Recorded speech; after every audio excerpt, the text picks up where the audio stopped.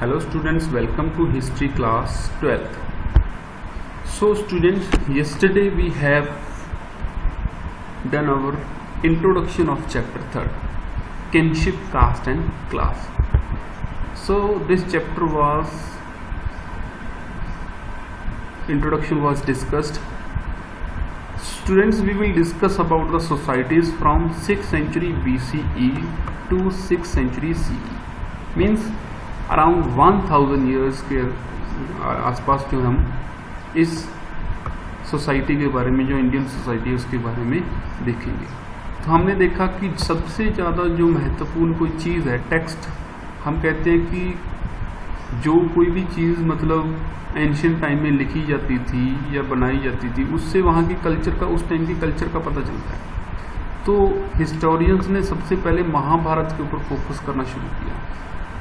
ये क्योंकि एक कोलोसल, यानी कि कोलोसल मीन्स अ लार्ज, जिसमें 1 लाख वर्सेस हैं. इतना बड़ा एपिक है. इसमें बहुत सारी सोशल कैटेगरीज के बारे में डिस्कशन भी की गई है और अलग अलग सिचुएशंस भी बताई गई है. और लगभग 1000 साल के टाइम पीरियड का ये महाभारत है. सेंट्रल स्टोरी जो है वो सिर्फ किस बात की है? कंटेन्स मैनी जो सेंट्रल स्टोरी है वो क्या है? 2 वारिंग कजन्स के बारे में. जैसे आपको पता है महाभारत में कौरवास और पांडवास ने आपस में लड़ाई की थी. लेकिन इसमें छोटी छोटी स्टोरीज़ हैं, अलग अलग कंडीशन को बताते हुए, अलग अलग सोशल कंडीशंस को बताते हुए, नॉर्म्स को बताते हुए ये स्टोरीज हैं. तो सबसे पहले मतलब हिस्टोरियंस ने महाभारत को लेकर पुराने कल्चर को डिस्क्राइब करने की कोशिश की है इस चैप्टर में. So let us start with our first topic. Our first topic is critical edition of the Mahabharata.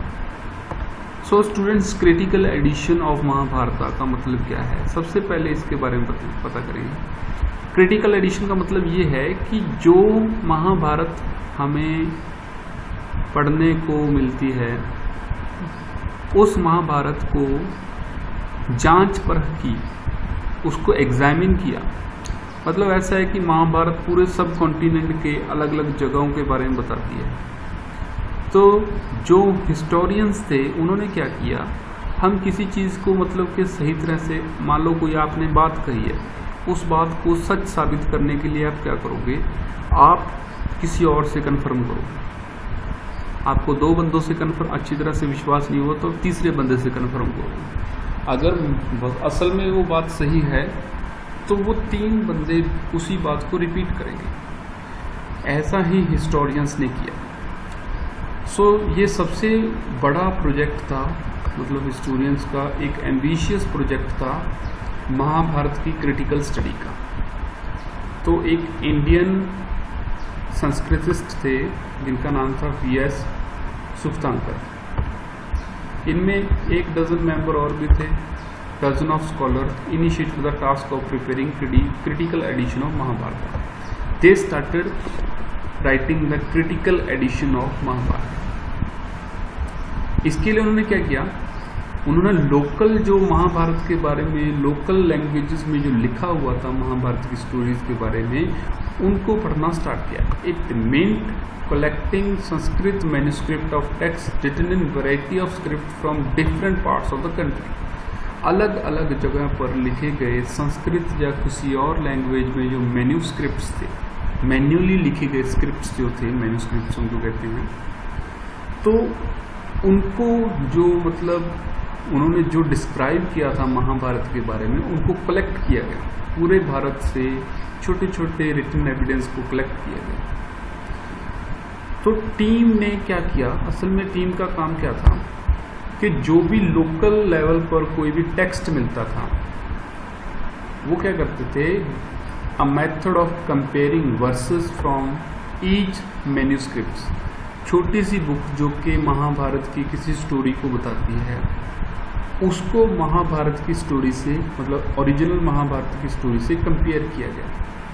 फिर उसके कंटेम्प्रेरी सेम स्टोरी अगर किसी और ने लिखी है, किसी और लैंग्वेज में लिखी है, उसको कंपेयर किया गया. तो लगभग उन्होंने क्या किया, they selected the verses that appeared common to most version and published these in the several volume running into 13,000 pages। तो उन्होंने क्या किया, मतलब जो चीज़ एक चीज़ क्या कह सकते हो, एक वर्ष समझते हो, छंद जिनको हम कहते हैं, मतलब जो स्टोरी है वो कुछ इस तरह से लिखी हुई है, जैसे आप यहाँ से देख सकते हो महाभारत में कुछ इस तरह से लिखा हुआ है, डायरेक्टली नहीं लिखा हुआ, तो वो क्या है, वर्सेस लिखे हुए हैं। तो वर्सेस जो महाभारत में लिखे हुए थे, फिर वो पढ़े उन्होंने हिस्टोरियंस ने, फिर उन्होंने क्या पढ़ा, उसी तरह के वर्सेस अगर किसी और लैंग्वेज में लिखना वो पढ़े, फिर थर्ड एविडेंस पढ़ा, जो मतलब महाभारत को लेकर 3 बुक्स हैं, अगर एक संस्कृत, एक कोई लोकल लैंग्वेज पे, एक किसी और लोकल लैंग्वेज में, मान लो एक तमिल लैंग्वेज में है, एक मान लो कन्नड़ लैंग्वेज में है, तो तीनों लैंग्वेज में जो वर्सेस लिखे हुए थे उनमें से कॉमन वर्सेस छांटे गए और उनको लिखा गया। तो लगभग 1300 पेजेस की ये एक बड़ा प्रोजेक्ट बना, जिसको 47 ईयर्स लगे कंप्लीट होने में। इनमें 2 चीज़ें बहुत ही अपरेंट बन गई थी। Apparent means clear to understand. वो कौन कौन सी चीज़ें थी? सो 2 चीज़ें अपरेंट हो गई थी, मतलब क्लियर हो गई थी अंडरस्टैंड के लिए। पहली, there were several common element in Sanskrit version of story which evident in manuscript found all over the subcontinent. Subcontinent में मिलने वाले जितने भी मैन्युस्क्रिप्ट्स थी महाभारत की से रिलेटेड, उनकी और संस्कृत वाले वर्जन की जो महाभारत थी उनमें कुछ कॉमन एलिमेंट्स थे। ये मैन्युस्क्रिप्ट जो लोकल मिली थी, कहाँ कहाँ से मिली थी? Kashmir, Nepal in the north to Kerala and Tamil Nadu in the south, मतलब सभी जगह महाभारत के चर्चे थे। उसके साथ साथ also evident were enormous regional variation in the way in which the text has been transmitted over the centuries. इसमें ये भी पता चला कि सोसाइटी में बहुत सारे चेंजेस आए, क्योंकि 1000 साल का एक बहुत बड़ा ये महाभारत का प्रोजेक्ट था। प्रोजेक्ट तो अभी था, उस टाइम महाभारत जो एपिक है वो लगभग 1000 साल का एक एपिक है, जिसमें बहुत सारे चेंजेस आए। Regional variations as well in social variation took place in these 1000 years. So all these variations are documented and written down. So the variation in society documented, which took half the 13,000 pages which are devoted to these variation, means which variation took place in society took a large part of Mahabharata edition. अब है कि variation कैसे पता चलती थी? In the sense these variations are reflective of complex process that shape early social tradition through dialogues between dominant tradition and resilient local ideas and practices. So students, इसमें ये पता चलता है कि जो वेरिएशंस थी वो कैसे पता चलती हैं, वेरिएशन कैसे पता चलती हैं और वेरिएशन से क्या पता चलता है। अब देखिए, Brahmanas took the responsibility of laying social norms. So इसमें क्या था कि डोमिनेंट क्लास जो थी, जैसे ब्राह्मणास एंड क्षत्रियास, यानी कि जो हम आपको जिसको 4 वर्णास में सोसाइटी डिवाइड की गई थी, तो ब्राह्मणास और क्षत्रियास जो थे ये अपर कास्ट में काउंट की जाते थे। सबसे ऊपर Brahmanas, then Kshatriyas, then Vaishyas, then Shudras. तो ब्राह्मणास जो थे वो डोमिनेंट क्लास थी, डोमिनेंट ट्रेडिशन था। इसी तरह से क्षत्रिय भी डोमिनेंट ट्रेडिशन थे, और वो किस तरह से लोकल आइडियाज़ को चेंज करते थे, इस बात को रिफ्लेक्ट करते हैं ये जो वेरिएशंस हैं। Dialogues are characterised by moment of conflict as well as consensus. आपस में बहस होना, जैसे मैं आपको ये पहले का एक एग्जांपल दे देता हूँ। सेंस ऑफ वेरिएशन और reflective of the complex process that shaped early social histories through dialogues between dominant tradition and resilient local ideas and practice. These dialogues are characterized by the moment of conflict as well as consensus. तो conflict यानी कि टकराव, consensus यानी कि रजामंदी की जंग। तो इसका एक मैं आपको एग्जांपल देता हूँ कि जब, वैसे तो महाभारत में ऐसे बहुत सारे एग्जांपल हैं कि जब एक प्रदर्शन चल रहा था, तीरंदाजी कह सकते हो आप, जब अर्जुन को एक महान धनुधर की उपाधि दे दी गई थी कि वो उसके जैसा ये धनुधर है वो कोई और नहीं, मतलब एक कंपटीशन चल रहा था। उस टाइम वो ज़्यादा बड़े नहीं हुए थे, यंग थे।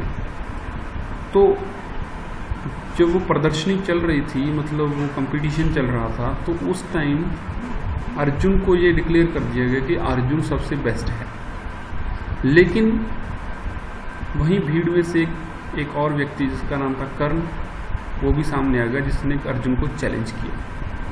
तो यहाँ पर रिफ्लेक्ट क्या होता है, क्या चीज़ रिफ्लेक्ट होती है, जो आगे आने वाली बात है कि द्रोणाचार्य ने ये कहकर अर्जुन और कर्ण का जो कंपटीशन था वो रोक दिया कि अर्जुन एक रॉयल सोसाइटी से बिलोंग करता है, डोमिनेंट सोसाइटी से बिलोंग करता है, जबकि जो कर्ण है वो एक सूत पुत्र है, वो एक सारथी का पुत्र है।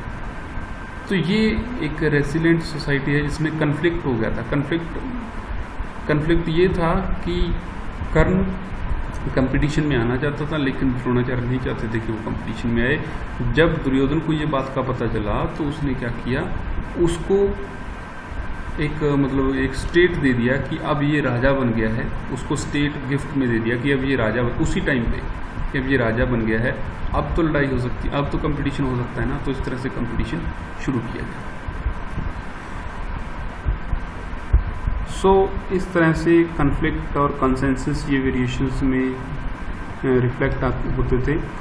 उसके बाद है कि जो हमारी अंडरस्टैंडिंग है, our understanding of these processes is derived primary from the text written in Sanskrit by and for Brahmanas.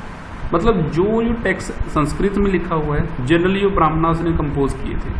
तो ब्राह्मणास ने कंपोज किए थे तो सिंपल सी बात है, अगर हम क्रिटिकली इसको देखें तो ब्राह्मणास ने जो चीज़ नॉर्म्स बनाए होंगे उसमें अपने आप को रिलैक्स किया होगा।